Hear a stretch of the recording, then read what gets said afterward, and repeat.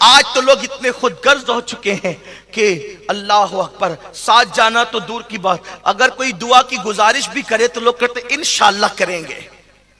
یہ انشاءاللہ پتہ نہیں کب وقت ملتا ہے کرنے کے لیے.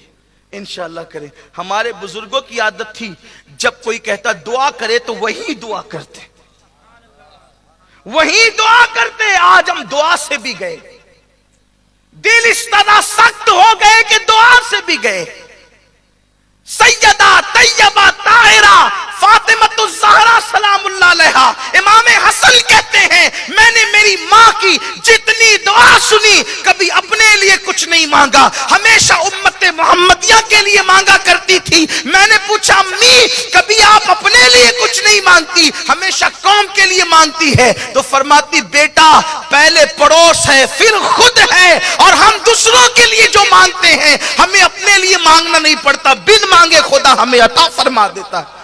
یہ فکر ہے آل محمد کی، یہ فکر ہے اہل بیت کی. سرکار غریب نواز کے غلاموں، آج ہم صرف اپنے لیے جی رہے ہیں. اپنے لیے جینا یہ کتوں کا کام ہے.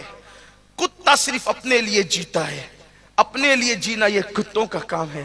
انسان وہ ہے جو اپنے لیے نہیں جیتا، جو اوروں کو فائدہ پہنچانے کے لیے جیتا ہے. آئے ہی تھے دوسروں کے لیے، خود غرض ہو گئے.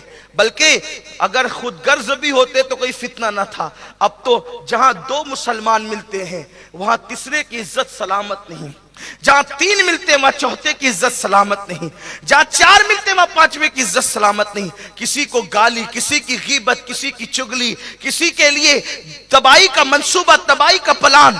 حضور غریب نواز فرماتے ہیں جب کسی نے اپنے مومن بھائی کو گالی دی، غریب نواز کہتے ہیں کسی مسلمان کو کسی نے گالی دی، مسلمان کو گالی دینے والا ایسا ہے جیسے موسیٰ اور فرعون کی جنگ میں موسیٰ علیہ السلام کے خلاف فرعون کی مدد کرنے والا. یعنی فرعون کی مدد کرنے والا جتنا برا ہے، غریب نواز کے نزدیک مسلمان کو گالی دینے والا اتنا برا ہے. اب آپ مجھے بتائیں، مسلمان تو مسلمان ہیں، لوگ اپنی اولاد کو بھی گالی دیتے ہیں، اپنے بیٹوں کو بھی گالی دیتے ہیں، اپنی بیوی کو بھی گالی دیتے ہیں. غریب نواز فرماتے ہیں مسلمان کو گالی دینا ایسے ہے جیسے اپنی ماں اور اپنی بیٹی کے ساتھ زنا کرنا. یہ غریب نواز کا مسلک ہے.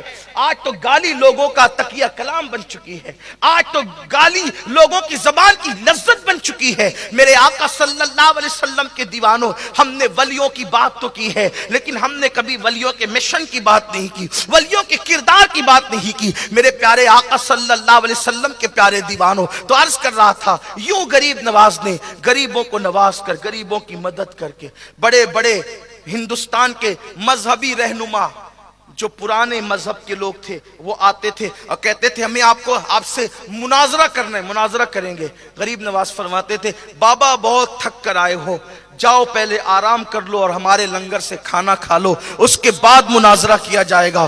آپ کے کردار سے اتنا متاثر ہوتے کہ مناظرہ کرنا بھول جاتے، کلمہ پڑھ کے مسلمان ہو جاتے.